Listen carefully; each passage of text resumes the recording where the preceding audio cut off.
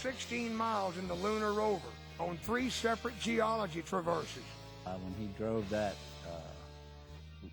rover on the moon, you knew that was going to be a scene which was forever repeated, and it is. Man, I'll tell you, Andy's never seen a driver like this. Okay, when he hits the craters and starts bouncing, it's when he gets his rooster tail. He makes sharp turns.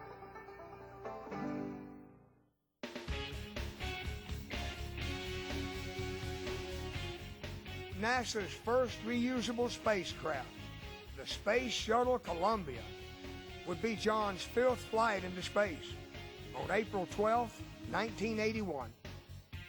Along with pilot Bob Crippen, the STS-1 mission verified Space Shuttle System's performance during launch, on orbit, and re-entry. The orbiter Columbia was the first manned spaceship tested without benefit of previous unmanned missions. Also, the first winged re-entry vehicle to return from space to a runway landing. It weighed about 98 tons as John Young landed it on the dry lake bed at Edwards Air Force Base, California. 3, 2, 1, touchdown.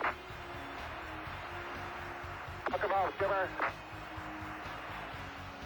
Young's 6th flight was as spacecraft commander of STS-9, the first Space Lab mission, in November 1983. With pilot Brewster Shaw, mission specialist Bob Parker and Owen Garriott, and payload specialist Byron Lichtenberg of the USA and Ulf Merbold of West Germany.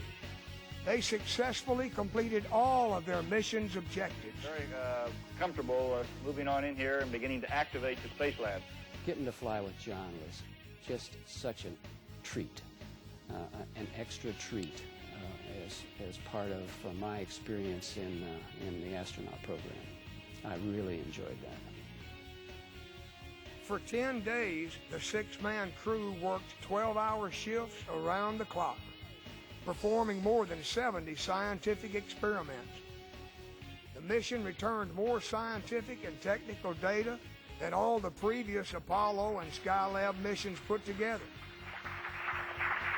And a good round of applause from Mission Control flight controllers. Since January 1973, John has served in various positions in the astronaut office, including chief astronaut.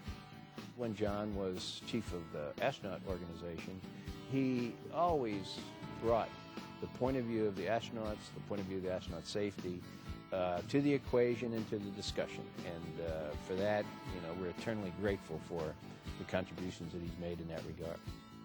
He's assisted in providing advice and counsel on engineering, operational and safety matters related to the space station, shuttle upgrades, and advanced human space exploration programs, as well as missions back to the moon and on to Mars.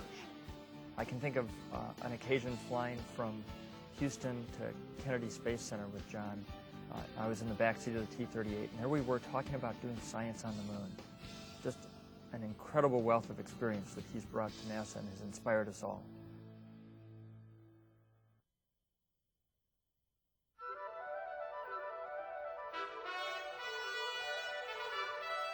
John is a man who can inspire people to do great things. The passion for the truth, the passion for exploration, the passion to explore.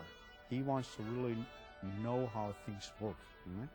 And that is what makes him go. If I knew what made John Young tick, I would figure out how to bottle it up, inject it into myself, and make it available to my entire astronaut corps. John has not a pretentious bone in his body. He says what he thinks, and that's what I think most people like about him. He's real. Been here 40-some years, and in all that time he just contributed and continues to contribute, and probably will even after he's retired. John Young, an all-American astronaut.